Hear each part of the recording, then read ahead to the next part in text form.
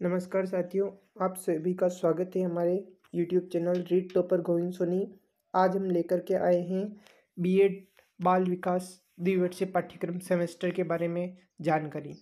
जैसा कि आप सभी को ध्यान है, राजस्थान में एसटीसी जिसे हम डीएलएड कहते हैं और बीए बीएड और पीटीईटी के कोर्स चलते हैं, लेकिन एक और कोर्स चलता है जिसके अंतर्गत आपको एसटीसी और बीएड दोनों साथ में कराई जाती है, जिसका नाम होता है बीएड बाल विकास। जैसा कि आपको दिख रहा है यहाँ पर, ये लिखा हुआ बीएड बाल विकास द्विवर्षीय पाठ्यक्रम। इसके अंदर आपको एसटीसी और बीएड दोनों ही साथ में करने का एक सुनहरा मौका मिलता है। जैसा कि आपको दिख रहा है, pre BEd child development test 2023। आज हम इस पर बात करेंगे। इसकी परीक्षा तिथि है 14 मई और इसकी वेबसाइट है www.pbcdtabok.net। Pre BEd child development test हेतु आवश्यक जो निर्देश है उसके बारे में बताया गया है, उसके बारे में हम बात करते हैं। देखिए, इसके अंदर जो ये पुस्तिका बताई गई है, निर्देश पुस्तिका, उसमें बताया गया है कि आपको कौन कौन से निर्देशों का पालन करना है। जैसे इसमें बताया गया है सामान्य दिशा निर्देश, परीक्षा में बैठने की क्या क्या पात्रता है, सीटों का आरक्षण कैसे है और अध्ययन विषय उसके बारे में बताया गया है। फिर आपको बताया गया है कि इसमें आपकी काउंसलिंग जो है ऑनलाइन काउंसलिंग होगी, आपको वरीयता क्रम से लिया जाएगा। उसके अलावा आपको जो अन्य परीक्षाओं में जो भी सामान्य दस्तावेज जो फॉर्म फिल के समय, जैसे आपका कास्ट सर्टिफिकेट हुआ, ये चीज़ें, आपका कोई भी सर्टिफिकेट है किसी विशेष श्रेणी का तो वो, और इसमें साफ साफ कहा गया है कि आप हो सके तो हो सके क्या संभवतः हमें कोई भी गलत डिटेल इसके अंदर नहीं भरनी। और जो मेन चीज़ है इसकी कि इस परीक्षा में 200 बहुविकल्पी प्रश्न होंगे। कितने होंगे साथियों? 200 बहुविकल्पी, multiple type question, multiple choice question, MCQ। कितने होंगे? 200। कितने होंगे? 200। और एक मेन बात ये है इसके अंदर साथियों, आप देख सकते हो कि इस परीक्षा में क्या नहीं होगी साथियों? नेगेटिव मार्किंग नहीं होगी, नेगेटिव मार्किंग नहीं होगी। और इसमें बताया गया एनसीटी के नियम लागू होंगे। उसके बाद इस परीक्षा का आवेदन शुल्क कितना होगा? तो 3000 रुपीज़। कितना होगा साथियों? 3000 रुपीज़। अब हम आगे चलते हैं। इसमें चेतावनी, वो जो आपके अभी किसी भी परीक्षा में आपको नकल से संबंधित रोकथाम के लिए नया प्रावधान आया है, तो ऐसे प्रावधान के तहत बताया गया है कि आपको जुर्माना हो सकता है या जेल हो सकती है।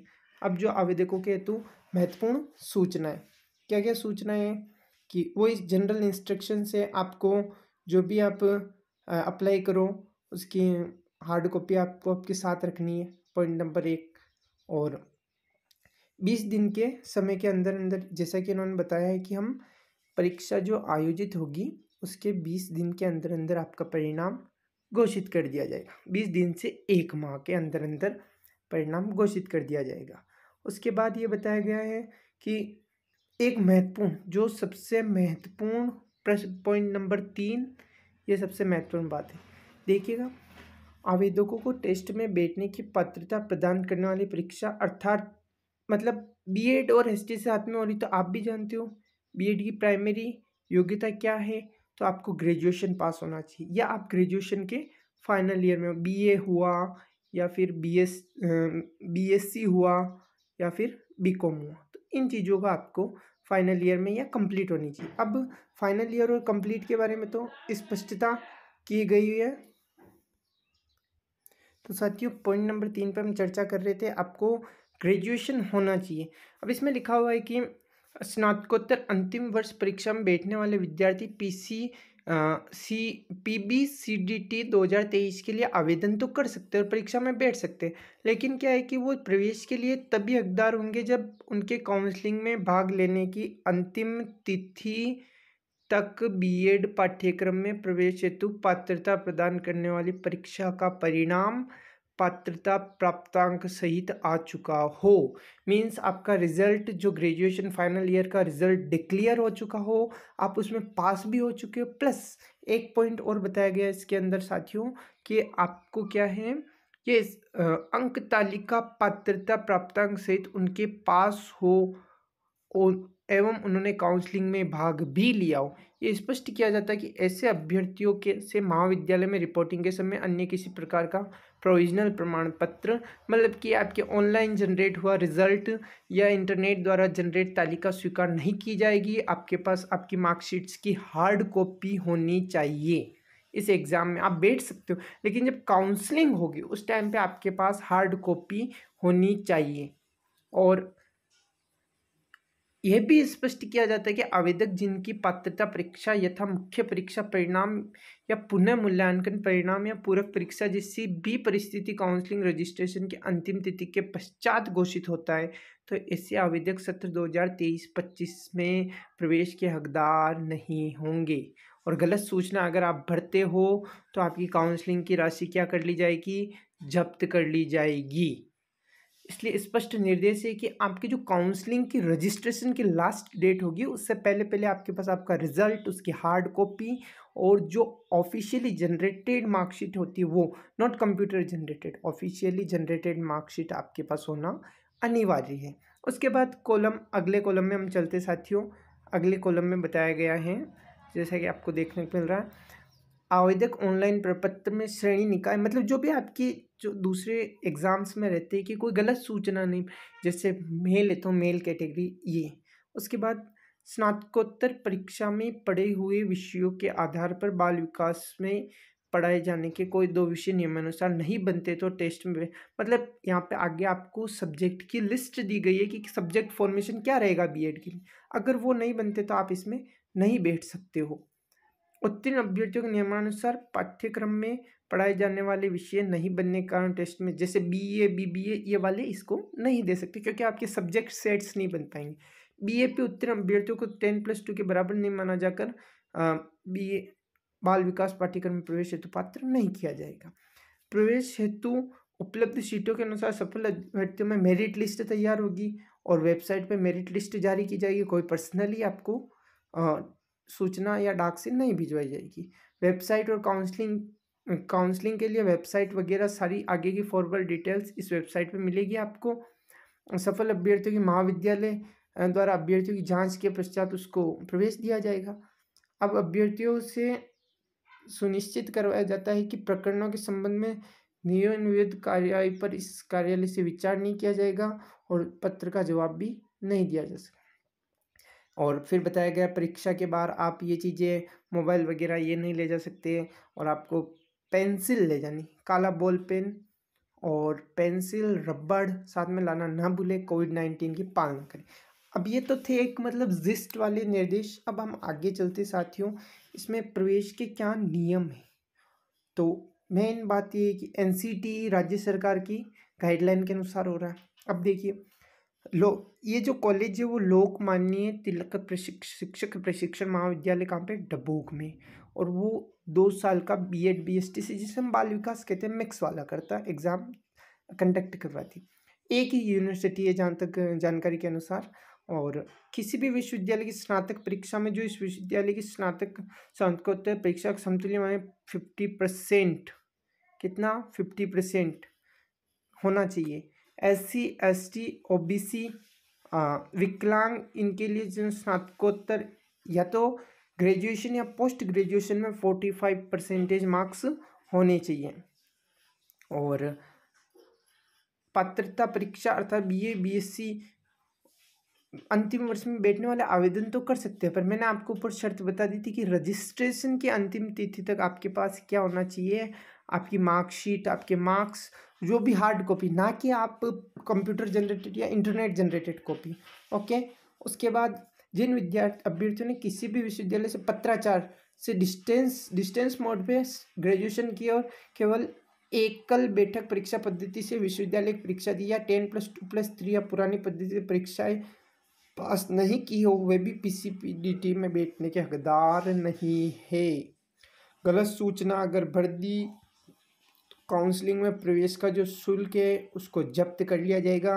मेन बात 2 बार कह दी गई है आपको कि जब्त कर लिया जाएगा अगर गलत सूचना भरी जाती है। अब चलते कैटेगरी वाइज सीट, तो वो राजस्थान के मूल निवासी होने चाहिए। शेष सीटों पर अभ्यर्थियों के लिए उपलब्ध राजस्थान के मूल निवासी 5%, वो भी अनरिजर्व सीट पर। बाहर के बच्चों को कहाँ मिलेगा, अनरिजर्व सीट पर मिलेगा, आरक्षण का प्रावधान है। अब मेरिट निर्धारण आरक्षण की घोषणा से संबंधित है। योग्यता सूची निर्मित मतलब जो आपकी मेरिट लिस्ट बनेगी, 7% प्री बीएड बाल विकास टेस्ट को 40%, ये मेन पॉइंट, सबसे मेन पॉइंट, 60% तो आपके एग्जाम के नंबर जो आप कॉम्पिटिटिव दोगे, 40% की गणना आपके अकादमिक मतलब हो सकता है आपके जहाँ तक संभव है, हाँ 10th 12th और ग्रेजुएशन और पोस्ट ग्रेजुएशन, इन चीज़ों के आधार पर आपके मार्क्स को काउंट किया जाएगा। जैसा कि यहाँ पे फॉर्मूला बता रखा है 30+5+5, 5% सीनियर हायर सेकेंडरी और 30% ग्रेजुएशन, 5% पोस्ट ग्रेजुएशन, टोटल 40%। और ये जो है आप एग्ज़ाम दोगे उसका 60%। उपलब्ध सीटों के आधार पर आरक्षण राज्य सरकार के नियमानुसार ओबीसी एस जो भी आपके सर्टिफिकेट बनता है वो तहसीलदार से, ये जो भी रूल है जनरली अदर एग्जाम में, तलाकशुदा तो कोर्ट के और डिग्री वगैरह, अगर कोई आर्मी है तो उसका उससे रिलेटेड डॉक्यूमेंट्स, उसके बाद मूल निवासी के दावे, तो भाई आपको मूल निवासी होगी तभी तो आपको वो आरक्षण की कैटेगरी का लाभ मिलेगा, बाकी फिर आपको जनरल अदर स्टेट माना जाएगा। तो मूल निवास राजस्थान का दे रहे हैं। महिलाओं के संबंधित रिगार्डिंग जो भी आपको शर्तें अन्य भर्तियों में भी रहती हैं। और एक बात और साथियों आपको मैं बता दूं जो ये मेन है, देखिए पॉइंट यहाँ पर दे रखा है, PBCDT 2023 परीक्षा का केंद्र कहाँ होगा? लोकमान्य शिक्षक प्रशिक्षण महाविद्यालय डबोक उदयपुर रहेगा।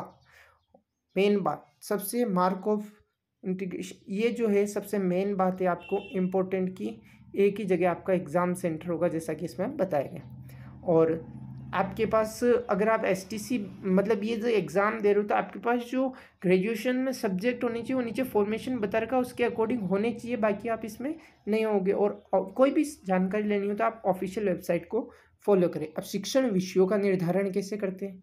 तो शिक्षण विषयों से अभिप्राय ऐसे विषय जो अभ्यर्थी ने स्नातक स्तर पर अथवा स्नातकोत्तर परीक्षा, जो आप ग्रेजुएशन और पोस्ट ग्रेजुएशन में, ये विषय अनिवार्य, ऐच्छिक या सहायक, कोई भी एडिशनल भी हो सकता है, अनिवार्य भी हो सकता है, ऐच्छिक भी हो सकता है। और कम से कम कितने वर्षों तक? 2 वर्षों तक इसमें अध्ययन किया गया हो और प्रतिवर्ष परीक्षा ली गई हो। सामान्य विषय अंग्रेजी, हिंदी, भारतीय सभ्यता, संस्कृति, इतिहास, प्रारंभिक गणित जैसे विषय जो केवल प्रथम वर्ष या द्वितीय वर्ष में निर्धारित किया गया, वह विषय जो प्रथम वर्ष में पढ़कर द्वितीय वर्ष में छोड़ दिए गए शिक्षण विषय के रूप एटलीस्ट 2 ईयर्स, कितना 2 ईयर्स, और उन्होंने में आपने एग्ज़ाम भी दी हो। ऐसी नहीं हो कि आप फर्स्ट ईयर में था सर हमने छोड़ दिया, नहीं, बिल्कुल नहीं। ऑनर्स स्नातकों के लिए ऑनर्स के विषय के अलावा सहायक विषय को भी माना जाएगा, बशर्ते अभ्यर्थी ने उस विषय को न्यूनतम 2 सत्रों तक, मेन यहाँ पे बात आ रही 2 सेशंस तक, और उसने एग्ज़ाम भी दिया हो 2 सेशंस का। त्रिवर्षीय स्नातक पाठ्यक्रम उत्तीर्ण की अंक तालिका में first year, second year, third year के प्राप्तांक, द्विवर्षीय स्नातक उपाधि की स्थिति में सेकेंड ईयर, थर्ड ईयर के प्राप्तांक, मतलब अलग अलग मार्क्स होने चाहिए पर ईयर की। उसके बाद BA में आपकी इतिहास, राजनीति विज्ञान, लोक प्रशासन, अर्थशास्त्र, भूगोल, दर्शन शास्त्र, मनोविज्ञान और समाजशास्त्र, इन विषयों में से किन्हीं 2 विषयों को लेकर प्राप्त किए उन्हें BEd के लिए अनुमति होगी। मतलब आप जनरली जो BA करते हो जनरल सब्जेक्ट से आते वो परमिशन है। अगर एग्रीकल्चर है तो BEd के लिए साइंस, बायोलॉजी की अनुमति होगी। सामान्य विज्ञान है की अनुमति भी। होम साइंस के लिए साइंस विषय था, BSc परीक्षा केमिस्ट्री फिजिक्स है तो उनको भी अनुमति होगी। जिस विद्यार्थी ने BA अथवा MA परीक्षा राजनीति विज्ञान और लोक प्रशासन विषय से उत्तीर्ण की BEd परीक्षा है तो क्या मिलेगा उसको? सिविक्स मिलेगा, नागरिक शास्त्र मिलेगा। पात्रता नियमों की व्याख्यात्मक टिप्पणियाँ, मतलब डिटेल, और आपको एक एक चीज़ डिटेल से बताई गई है कि मेरिट संकायवार, मेरिट के लिए वही अभ्यर्थी का वही संकाय माना जाएगा जिसमें उसने स्नातक परीक्षा उत्तीर्ण की, अर्थात जो अर्हताकारी परीक्षा है शिक्षण अभ्यास के लिए उससे विषय बनते हो। स्नातक परीक्षा की संकाय से भिन्न स्नातकोत्तर परीक्षा होने पर न तो मेरिट निर्धारण के लिए, मतलब आपकी ग्रेजुएशन और पोस्ट ग्रेजुएशन में अलग अलग सब्जेक्ट है ना, तो आपके ग्रेजुएशन का आधार बनना जाएगा, ये ध्यान रखना। क्या लिखा हो? स्नातक परीक्षा की संकाय से भिन्न स्नातकोत्तर परीक्षा का संकाय होने पर न तो मेरिट निर्धारण के लिए इस पर विचार किया जाएगा, ना ही शाला शिक्षण, मतलब आपकी ग्रेजुएशन के आधार पर होगा, साफ साफ लिखा हो। और आप भी इसको पढ़ के समझ सकते हैं। जहाँ किसी अभ्यर्थी ने स्नातक परीक्षा के संकाय से भिन्न एक ही संकाय के 2 विषयों में स्नातकोत्तर परीक्षा उत्तीर्ण की हो और स्नातकोत्तर परीक्षा के दोनों विषय शाला शिक्षण विषय और अभ्यर्थी दोनों विषय अध्ययन विषय के रूप में चुनना चाहे तो उसकी मेरिट निर्धारण के लिए कब देंगे? पोस्ट ग्रेजुएशन को, जब दो सब्जेक्ट, क्योंकि आप भी जानते हो, जहाँ तक जनरल बात है, पोस्ट ग्रेजुएशन एक ही सब्जेक्ट में होती है लेकिन दो अलग अलग सब्जेक्ट्स में उसने पोस्ट ग्रेजुएशन की हो। पॉइंट नंबर 2 को ध्यान से पढ़िएगा जरा। उसके बाद ऑनलाइन प्रपत्र ऑनलाइन भरने जमा करने की अंतिम तिथि तक पात्रता सत्रों में से किसी को पूरा नहीं आवेदन पत्र प्रस्तुत नहीं करना चाहिए, नई परीक्षा में बैठना चाहिए, क्योंकि ऐसा होने पर उसकी परीक्षा निरस्त कर दी जाएगी और उसे प्रवेश नहीं दिया जाएगा। भले ही परीक्षा में बैठने या भाग लेने उसका नाम योग्यता सूची में आगे हो, परीक्षा हेतु उसकी पात्रता की जांच न करने के कारण भूल से उसे प्रवेश की अनुमति भी मिल गई हो, किसी भी स्तर पर पता लगने पर उसका प्रवेश निरस्त किया जाएगा। काउंसलिंग तय तिथि तक की निर्धारित पात्रता परीक्षा की मूल अंक तालिका प्रस्तुत करने पर असमर्थ होने पर अभ्यर्थी की पात्रता स्वतः निरस्त कर दी जाएगी। बीएड बाल विकास पाठ्यक्रम में तो प्रचलित नियमों के अनुसार यदि किसी अभ्यर्थी ने ऐसे विश्वविद्यालयों से इंटरमीडिएट के बाद त्रिवर्षीय डिग्री पाठ्यक्रम उत्तीर्ण किया हो जब प्रथम वर्ष के पाठ्यक्रम की परीक्षा विश्वविद्यालय द्वारा नहीं ली जाती हो, इस परीक्षा के प्राप्तांक भी द्वितीय वर्ष की प्राप्तांक सूची में श्रेणी निर्धारण हेतु नहीं जोड़े जाते तो बीएड अभ्यर्थी भाग लेने के हकदार नहीं होगा। फर्स्ट ईयर की जब मार्क्स नहीं जुड़ते हो। ऑनर्स के लिए भी इसमें बताया गया है, जिन विद्यार्थियों ने किसी भी विश्वविद्यालय से पत्राचार पाठ्यक्रम के माध्यम से स्नातक परीक्षा उत्तीर्ण की और एकल परीक्षा पद्धति में बैठा, मतलब 2 साल तक लगातार परीक्षा नहीं दी हो, तो वो भी इसका पात्र नहीं होगा। अब सामान्य दिशा निर्देश, आप जानते हो कि अदर एग्जाम्स के जैसे जिम्मेदारी, कोई पात्रता की जांच नहीं होती है परीक्षा में बैठने से पहले, तो वो जिम्मेदार अभ्यर्थी स्वयं में बाल विकास पाठ्यक्रम में प्रवेश का अधिकार उस दशा में नहीं देता। यदि बाद में पता लगे कि पाठ्यक्रम में प्रवेश हेतु योग्यता नहीं रखता तो उससे ये अपनी सेल्फ रिस्क पे बैठना, अभ्यर्थी की अपनी जोखिम में। अगर जगह भी मिल गई आपको मेरिट लिस्ट में तो जब आप डॉक्यूमेंट चेक करोगे अपात्र हो जाओगे, बाहर निकाल दिए जाओगे। नियमावली का ध्यान रखना, अगर ध्यानपूर्वक नहीं पढ़ा तो आपका प्रवेश निरस्त, मतलब अगर आप उन रूल्स एंड रेगुलेशंस को फॉलो नहीं करते हो। दुराचरण नहीं, मतलब जैसे आपके ऊपर कोई ऐसा प्रमाण पत्र ऑनलाइन में कोई भी गलत चीज़ आपको नहीं बतानी है कि भाई मैं फॉर्म भर दूँ, लाभ ले लूँ, छिपा दूँ, नहीं, आप पकड़े जाओगे। शुल्क किसी भी दर्श, मतलब जो एग्ज़ाम फीस है 3000 रुपीज़, किसी मतलब 3000 रुपीज़ आपको रिटर्न नहीं है, और जो पात्रता रखते हैं उनको आवेदन करना चाहिए। निर्देश, अब देख लीजिए एग्जाम से रिलेटेड निर्देश। पाठ्य विषय विहित नहीं किया जाएगा, प्रतिस्पर्धा परीक्षा की प्रकृति को पाठ्य विषय विहित नहीं किया जाएगा, सर्वश्रेष्ठ चयन का प्रयास है। अब देखिए मोटी रूपरेखा, हिंदी इंग्लिश बहुत लैंग्वेज में होगा, 3 घंटे 3 आवर्स, कितना 3 आवर्स, 3 अंकों का एक प्रश्न, 600 मार्क्स, ठीक साहब, 200 क्वेश्चंस और एक क्वेश्चन कितने मार्क्स का, 3 मार्क्स का। पॉइंट नंबर 2 में बताया गया है कि एक बुकलेट के रूप में होगा जिसमें कितने 50-50 के कितने सेट होंगे, 4 सेट होंगे, 50-50 क्वेश्चन, 50-50 क्वेश्चन के 4 वैकल्पिक ABCD पहले बता दिया था मैंने आपको। MCQ मल्टीपल चॉइस क्वेश्चंस इसके अंदर रहने वाले हैं और आपको केवल राउंड करना, मतलब ओमार भरनी, ये देख लीजिए आप, ओमार फिल करनी। उसमें एक बताया गया है कि लघु वित्त में सही उत्तर वाले HB पेंसिल से, किससे, पेंसिल से, किससे यूज़ लेना आपको एग्ज़ाम में, पेंसिल यूज़ लेनी है। ओमार किससे फिल करनी है, पेंसिल से। एक ही गोले को भरना है क्योंकि एक प्रश्न का एक विकल्प सही होगा। उत्तर बदलना चाहे तो रघुवंश को काला किया, उसे रबड़ से भली भांति मिटा करके अच्छी तरीके से क्लीन करना, उसके बाद करना। एक ही जगह पे, फिक्स जगह पे अभ्यर्थी को चाहिए कि उत्तर प्रश्न किसी के चिन्ह नहीं बनाए, मतलब ओमार को आपको खराब नहीं करनी है, जहाँ आंसर भरना वहीं भरिए। प्रश्न पर बुकलेट अलग अलग सही, मतलब A set, B set, C set, D set, ऐसी चीज़ें हैं।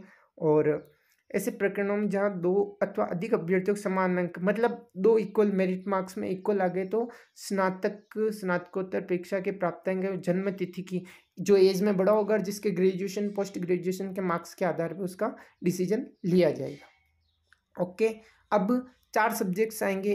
तो पहला सब्जेक्ट कौन सा आएगा, भाग है मानसिक योग्यता, मेंटल एबिलिटी, सभी एग्जाम्स में आता है। General STC exams, BEd PTT exams में आता है, वैसे इसमें मानसिक योग्यता तो 50 क्वेश्चन होंगे MCQ के, 50 क्वेश्चंस में आपके तर्क शक्ति हो गया, कल्पना शक्ति हो गया, रीजनिंग मान लीजिए आप कुल मिला के एक मोटे तौर पर कहे तो रीजनिंग, सामान्यीकरण, अनुमान लगाना, इनसे रिलेटेड मोटे मोटे तौर पे बताया गया, कोई स्पष्ट गाइडलाइन नहीं है। उसके बाद भाग बे शिक्षकीय अभ्यर्थी मतलब टीचिंग एप्टीट्यूड, जिसे हम कहते हैं ना टीचिंग एप्टीट्यूड, मतलब आप टीचर हो, बच्चे क्लास में मस्ती कर रहे हैं या कोई विवाद हो गया, आप क्या करोगे, ऐसे कोई बच्चा गुमसुम रहता है तो वो चीज़ें, ये सारी चीज़ें एसटीसी से रिलेटेड है आपके, अगर एसटीसी का कंपटीशन आपने दिया है तो। उसके बाद चलिए आप सामान्य ज्ञान, general knowledge, general knowledge 50 MCQ होंगे। कौन कौन सी, इंडिया जीके, देखिए पॉइंट, इंडिया जीके यहाँ पे क्या है, India GK, current GK, current भी आएगा, इंडिया जीके भी आएगा, ईवीएस से रिलेटेड क्वेश्चन भी आएंगे। और आप देखिए राजस्थान राज्य के प्रति 1.5 पॉइंट, भारत के अतीत और वर्तमान की महान विभूतियाँ, मतलब जो प्रसिद्ध व्यक्तित्व है भारत के, वो वर्तमान के भी और इतिहास के भी। और राजस्थान राज्य के प्रति जागरूकता, मतलब राजस्थान से रिलेटेड क्वेश्चन भी आएंगे। उसके बाद 4th क्वेश्चन आता है लैंग्वेज, हिंदी एवं अंग्रेजी, बोथ, हिंदी एवं अंग्रेजी, ये नहीं कहा गया आपको हिंदी या अंग्रेजी, हिंदी एवं अंग्रेजी, यहाँ पे पूरा हिंदी तथा अंग्रेजी भाषा में प्रावीण्य, मतलब आप देखिए 50 बहुविकल्पात्मक, जिसमें 25 हिंदी के और 25 अंग्रेजी के, वोकेबलरी हुआ, ग्रामर हुआ, सेंटेंस फॉर्मेशन हुआ और कॉम्प्रहेंशन, जहाँ तक पैसे जाता उससे हमें आंसर्स करने पड़ते हैं। प्रश्न पत्र में सभी प्रश्न बहुविकल्पी न्यूनतम, ये आप जानते हो, मतलब MCQ होंगे, दोनों लैंग्वेज में होगा, 3 घंटे का होगा, 3 घंटे का होगा। इसके अलावा आपको, हाँ तो साथियों अब देखिए आप बाईलिंगुअल होगा, अंग्रेजी अनुवाद को अंतिम माना जाए, जनरल एग्जाम में सभी में होता है। किसी भी क्वेश्चन में अगर विवाद होता है तो हिंदी इंग्लिश अगर बोथ है तो इंग्लिश क्वेश्चंस को माना जाता है। प्रश्न पत्र की अवधि 3 घंटे, 3 आवर्स, 3 अंक का और 200 क्वेश्चन, 600 मार्क्स, पहले भी बता चुका हूँ। कोई नेगेटिव मार्किंग नहीं होगी, साफ लिखा हुआ, गलत उत्तर के लिए अंकों में कोई कटौती नहीं की जाएगी, नेगेटिव मार्किंग नहीं। प्रत्येक सही उत्तर के लिए 3 अंक दिए जाएंगे। और टीचिंग एप्टीट्यूड में आप जानते हो सबसे करेक्ट को 3, थोड़ा कम करेक्ट है तो 2, उससे कम करेक्ट है तो 1 और बिल्कुल इनकरेक्ट है तो 0। टेस्ट बुकलेट के रूप में होगा, 1 2 3 4 से 50 तक क्रमांक होंगे। आपको गहरा गोला करना है, जनरल इंस्ट्रक्शन है जो हमें वैसे भी ध्यान रखने चाहिए कोई भी एग्जाम दो तो पेंसिल से करना आपके लिए ये प्लस पॉइंट है। कोई क्वेश्चन बाई चांस अगर हम गलत फिल कर देते हैं तो हम उससे वापस मिटा करके पर क्लियरली मिटाना। ओके, ये चीज़ें यहाँ बताई गई है। रफकारी नहीं करना, टेस्ट बुकलेट में रफकारी के लिए जगह कॉम्बिनेशंस में होगी कि वो जो आपके मतलब सेट्स होंगे उस पर बुकलेट नंबर होंगे, सीरीज होगी, जो भी आपको लिखनी है प्राप्त अंकों के आधार पर तैयार की जाएगी। उसमें आपको बता दिया ऊपर फॉर्मूला कैसे बनेगी मेरिट, और अगर समान है तो जन्म तिथि और उसकी एजुकेशन वगैरह उसके आधार पर किया जाएगा। अब आता है परिणाम की घोषणा, declaration of result, declaration of result तो कब किया जाएगा और कहाँ किया जाएगा, तो ये किया जाएगा आपके pbcdt.boc.net पे किया जाएगा। ठीक साहब, डाक द्वारा कोई सूचना नहीं, सब जानते हैं आजकल भाई जनरली वेबसाइट पे रिजल्ट्स जारी होते हैं। आवेदन पत्र आवेदकों से संबंधित रिकॉर्ड का संधारण 6 माह तक किया जाएगा, मतलब आपके कोई भी इश्यूज वगैरह होते हैं तो मैक्सिमम 6 मंथ्स आपका रिकॉर्ड रहेगा, फिर डिलीट कर दिया जाएगा। और उसके बाद संकेतांक सहित विषयों के नाम, मतलब जो आपको ग्रेजुएशन वाली जो सब्जेक्ट का ऊपर मैटर आया था कि कौन कौन से आप टीचिंग सब्जेक्ट्स जिन पे आपको आगे प्रैक्टिस स्कूल में जब जाओगे प्रैक्टिस क्लासेस में तो वो करना पड़ेगा।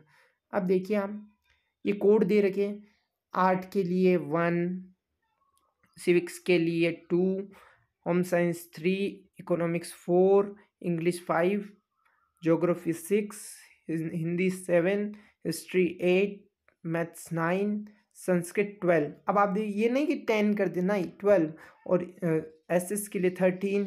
अब साइंस से ये तो आर्ट रिलेटेड थे, अब आती है साइंस सब्जेक्ट से, जिन्होंने साइंस में ग्रेजुएशन की है विज्ञान से तो बायोलॉजी हुआ 15, केमिस्ट्री हुआ 16, जनरल साइंस हुआ 17, होम साइंस के लिए 03, मैथमेटिक्स के लिए 9, देखिए मैथमेटिक्स के लिए ऊपर भी 9 बताए, फिजिक्स के लिए 18। अब आता है कॉमर्स के लिए तो बही खाता और व्यापार पद्धति, ये आपके वो जो ग्रेजुएशन से जो सब्जेक्ट हैं उनका सेट बनेगा टीचिंग सब्जेक्ट्स का, उसके बारे में ये बताया गया है।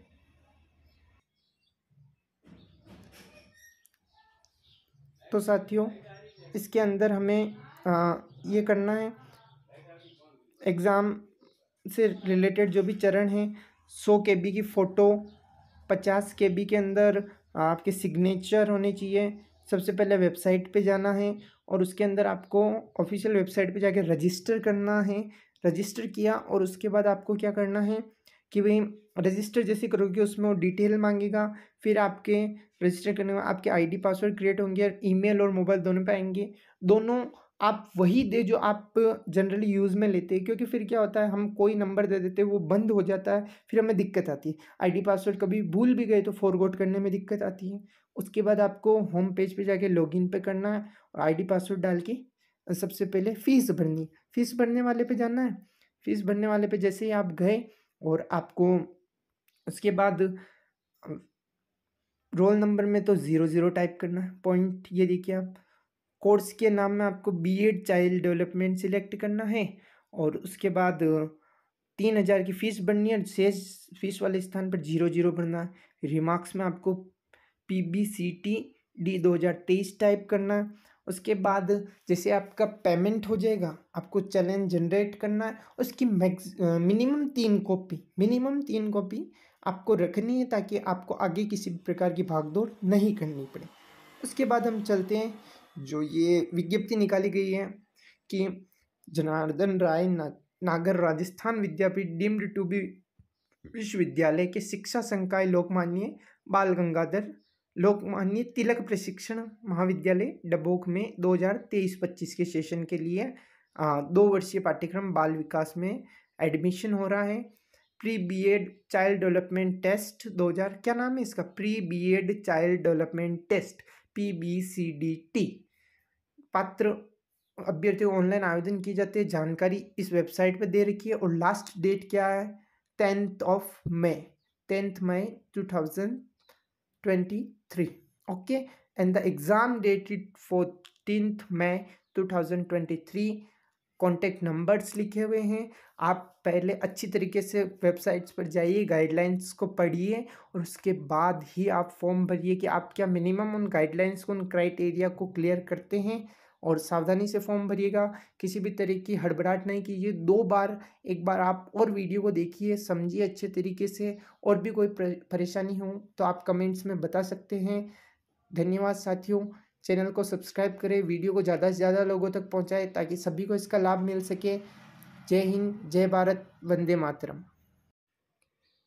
साथियों वीडियो का एक हिस्सा छूट गया, मैं आपको और बताना चाहता हूँ इसके बारे में कि ये स्नातक स्तर के विषय जब आप OMR भरेंगे एग्ज़ाम में तो उस समय आपको वहाँ पर कोड भरना होगा, सब्जेक्ट कोड।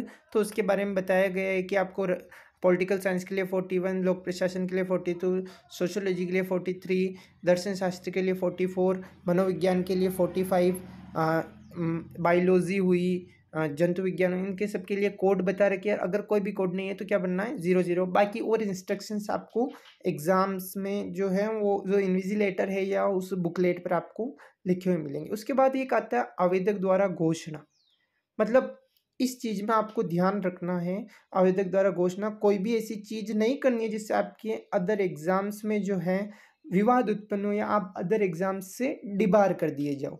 इसलिए सावधानी से इन घोषणा के बिंदुओं को पढ़े, काफ़ी महत्वपूर्ण है ये घोषणा है। मतलब आप सोचते हो सामान्य नहीं, ये आपको एक तरीके से आपके क्राइटेरिया फिक्स करता है, आपको नियमों में बांधता है कि आप ये सेल्फ डिक्लेरेशन दे रहे हैं इसीलिए।